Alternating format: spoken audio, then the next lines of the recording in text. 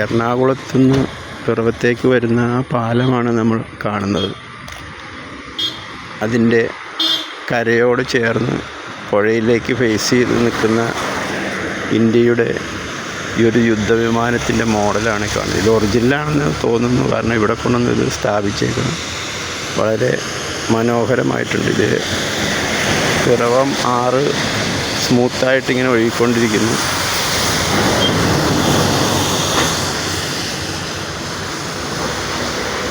വളരെ മനോഹരമായ, ഇന്ത്യക്ക് നമ്മുടെ അഭിമാനമായ ഒരു വിമാനമാണിത്.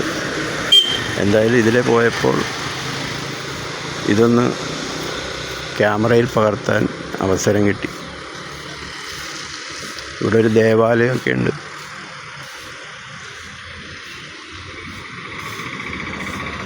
ഓക്കെ.